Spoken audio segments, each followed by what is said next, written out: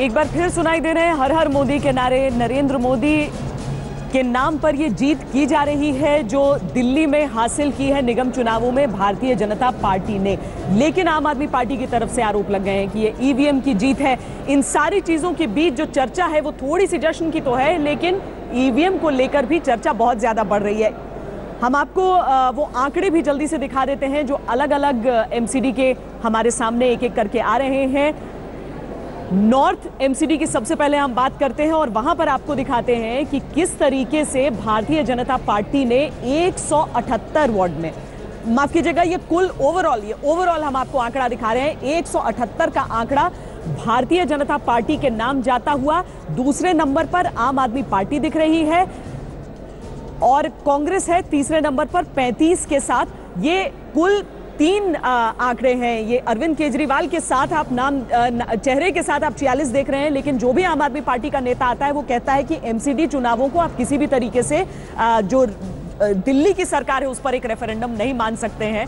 ये बात अलग है कि छोटे छोटे चुनावों का नरेंद्र मोदी का रेफरेंडम जरूर हो जाता है। मगर आपने देखा होगा आम आदमी पार्टी ने ही वो पोस्टर्स दिल्ली में लगाए थे जिसमें ये पूछा गया था कि आप केजरीवाल से नीति सरकार चाहते हैं या विजेंद्र गुप्ता से। तो आज तो विजेंद्र गुप्ता केजरीवाल साहब से बड़े नेता साबित हो गए। ये रणनीति उल्टी पड़ गई है यहाँ पे। एक बात जब आप ये दिखा रहे हैं तो जो कि प्रदीप जी की सर्वे है उसमें करीबन 70%, 68%, 70% लोगों ने कहा है कि केंद्र सरकार की अच्छे प्रदर्शन की वजह से हम म्युनिसिपल कॉर्पोरेशन में भाजपा को वोट दे रहे हैं। सवाल अब ये उठता है कि मोदी जी तो आकर के दिल्ली के कूड़ा गार्बेज वगैरह के बारे में कुछ नहीं कहेंगे, यहाँ के जो पानी की व्यवस्था है यहाँ पर लोगों को नहीं मिल उसके बारे में नहीं कहेंगे। मोदी जी के साथ में जुड़ गया है राष्ट्रवाद, नेशनलिज्म। तो अब क्या है कि अगले चुनाव होंगे उसमें मोदी जी को लीजिए और उसके साथ में नेशनलिज्म को जोड़िए और बाकी चीजों की बात न करिए। एक विश्वास हो जाता है कि नरेंद्र मोदी का चेहरा है तो लगता है ये काम करवा लेंगे।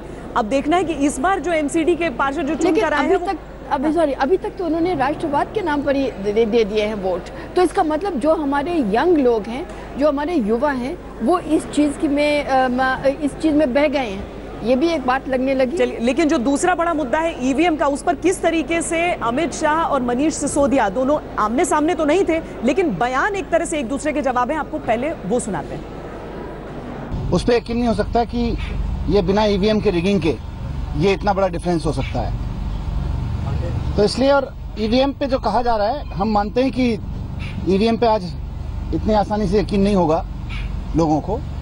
जो मैं टीवी चैनल्स देख रहा था, बड़े बड़े लोग बात कर रहे हैं। आश्चर्य होता है कि जिस भारतीय जनता पार्टी ने सुप्रीम कोर्ट में अपील की थी, जिस भारतीय जनता पार्टी के नेताओं ने 2009 में चुनाव हारने के बाद से ईवीएम की टैंपरिंग पे पूरी रिसर्च सामने रखी थी देश के, जिस भारतीय जनता पार्टी के नेताओं ने किताबें लिखी हैं, जिन नेताओं ने रिसर्च की किताबें लिखी हैं, जीबीएल नरसिम्हा राव जी जिन्होंने किताब लिखी है ईवीएम पर, आज वही कह रहे हैं कि ईवीएम की थ्योरी बेकार है। सिर्फ ये कहना कि आम आदमी पार्टी की सीटें नहीं आई इसलिए वो कह रहे हैं, तो मजाक बनाए, हमें कोई दिक्कत नहीं है। हमें पता है कि जब सच बोला जाता है तो सबसे पहले मजाक बनाया जाता है। सच कड़वा भी लगता है, लेकिन यही सच एक दिन सामने आएगा और लोकतंत्र को बचाने के लिए अब ईवीएम की लड़ाई लड़नी है।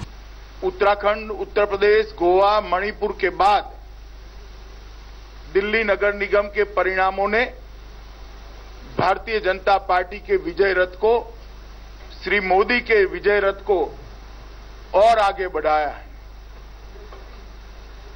मित्रों, दिल्ली की जनता ने स्पष्ट संदेश दिया है कि नकारात्मक राजनीति नहीं चलेगी, बहानेबाजी की राजनीति नहीं चलेगी, सकारात्मक तरीके से विकास के रास्ते पर सबको साथ लेके चलने वाली राजनीति चलेगी। और दिल्ली की जनता ने मोदी जी की 3 साल की जो कामकाज है सरकार का, उस पर एक प्रकार से मोहर लगाया है। डेंगू, चिकनगुनिया, कूड़ा, इन सब के अलावा कुछ किया नहीं है ये फैलाने के अलावा। लेकिन उसके बावजूद जिस तरह से बीजेपी को सीट्स मिली हैं उस पर यकीन नहीं हो सकता। कोई वजह नहीं है कि बीजेपी को दोबारा से लोग इस तरह से पसंद करें दिल्ली में, चिकनगुनिया फैलाने वाली पार्टी, कूड़ा फैलाने वाली पार्टी को। आम आदमी पार्टी पिछले 2 साल से काम कर रही है यहाँ पे दिल्ली में। हमें लाख कमी हो सकती हैं, हमें उसको मंथन भी करेंगे, हमने हमेशा किया है मंथन। लेकिन ये अगर डिफरेंस 2-4 सीट का होता तो मान लेते कि हाँ ठीक है, पर जिस तरह का डिफरेंस सामने आया है वो बिल्कुल भी यकीन नहीं करने लायक है कि एमसीडी के तीनों महानगर पालिका में भारतीय जनता पार्टी को अप्रत्याशित जीत दिलाई। मित्रों, ये जीत नरेंद्र मोदी जी के नेतृत्व में जो भारतीय जनता पार्टी की सरकार देश में चल रही है, लगभग 3 साल से चल रही है, इसने अपने काम से जो संदेश लोगों के बीच में दिया है, देश भर में मोदी जी के नेतृत्व की स्वीकृति और बढ़ी है और ये जीत इसको और पुष्ट करती है। दिल्ली के अंदर जो परिणाम आए हैं, पिछले 10 साल से दिल्ली में एमसीडी के अंदर भारतीय जनता पार्टी सरकार चला रही थी और पूरा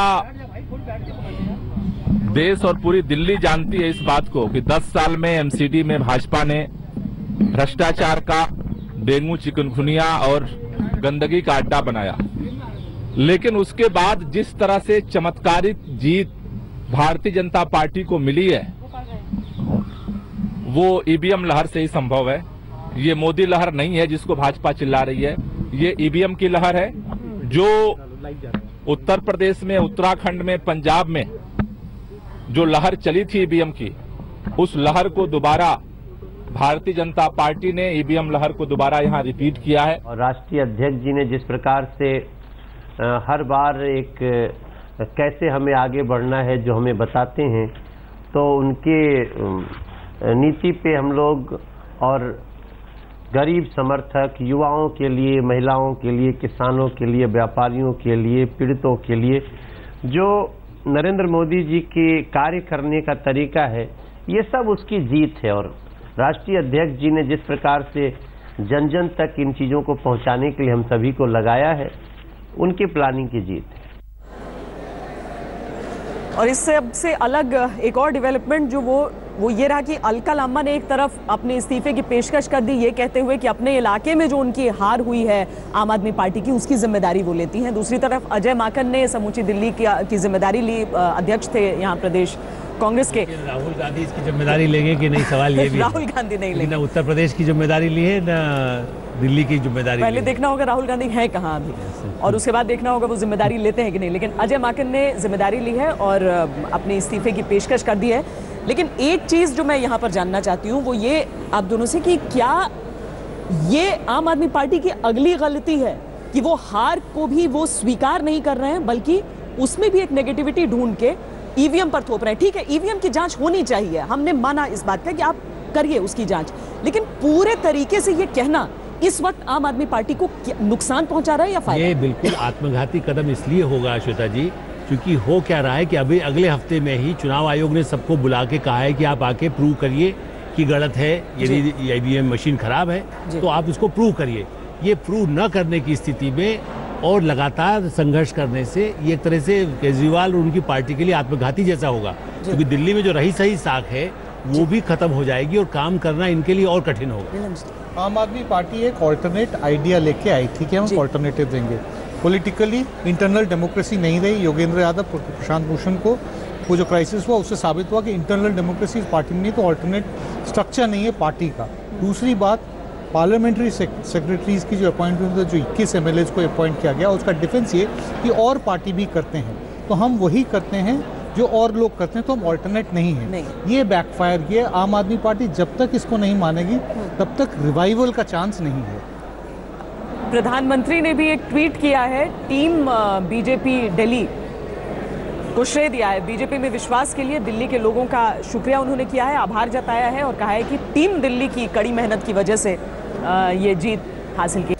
एग्जिट पोल में जो सीटें बताई गई थी प्रदीप जी, क्लोज तो आए हैं आप, लेकिन 100% एक्यूरेसी नहीं है। मैं आपकी प्रशंसा करूंगा श्वेता जी। 100% की उम्मीद करने के लिए हमेशा एक्सिस माई इंडिया से, यदि आप सिंपल आंकड़ों के टर्म में देखें तो हमने 202 बीजेपी को कहा था, जो कि करीब, यदि आप 10% घटा दें तो 180 का फिगर बनता है। अभी 183 दिख रही है, मतलब आप ये कहिएगा कि हम लोग 90% प्लस से ज़्यादा एक्यूरेट थे। हाँ। ये तो हो गई एक्यूरेसी की बात। हमने कांग्रेस का 31 कहा था, 33 दिख रहा है बोर्ड के ऊपर, और आम आदमी पार्टी का 35 कहा था, जो कि 44 दिख रहा है।